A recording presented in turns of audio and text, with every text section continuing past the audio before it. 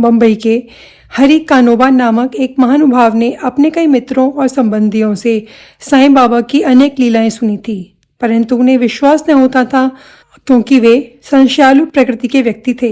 अविश्वास उनके हृदय पटल पर अपना आसन जमाए हुए था। वे स्वयं बाबा की परीक्षा करने का निश्चय करके अपने कुछ मित्रों सहित बम्बई से शिरडी आए।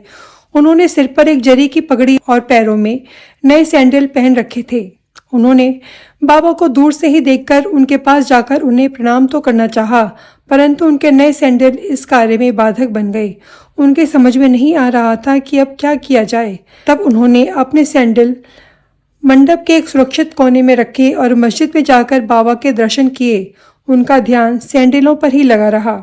उन्होंने बड़ी नम्रता पूर्वक बाबा को प्रणाम किया और उनसे प्रसाद और उदी प्राप्त लौट आए। पर जब उन्होंने कोने में दृष्टि डाली तो देखा सैंडल तो अंतर्ध्यान हो चुके थे। पर्याप्त छानबीन भी व्यर्थ हुई और अंत में निराश होकर वे अपने स्थान पर आकर बैठ गए। स्नान, पूजा और नैवेद्य आदि अर्पित करके वे भोजन करने को तो बैठे, परंतु वे पूरे समय उन सैंडलों के चिंतन में ही निमग्न रहे।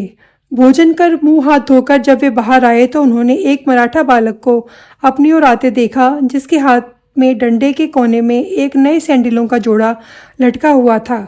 उस बालक ने हाथ धोने के लिए बाहर आने वाले लोगों से कहा, बाबा ने मुझे डंडा हाथ में देकर रास्तों में घूम घूम कर हरि का बेटा, जरी का फेटा की पुकार लगाने को कहा है तथा जो कोई कहे कि सैंडल हमारे हैं, उससे पहले ये पूछ लेना कि उसका क्या नाम है, कि उसका नाम हरि है और उसके पिता का नाम क अर्थात कनोबा है। साथ ही ये भी देखना है कि वे जरीदार साफा बांधे हुए है या नहीं, तब इन्हें उसे दे देना।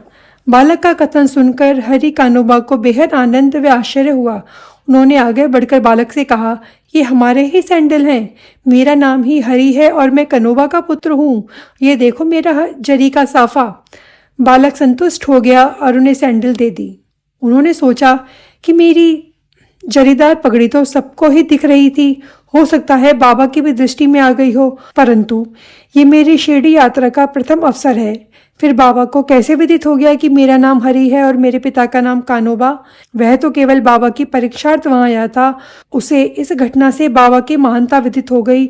उसकी इच्छा पूर्ण हो गई और वह शहर से घर लौट गया।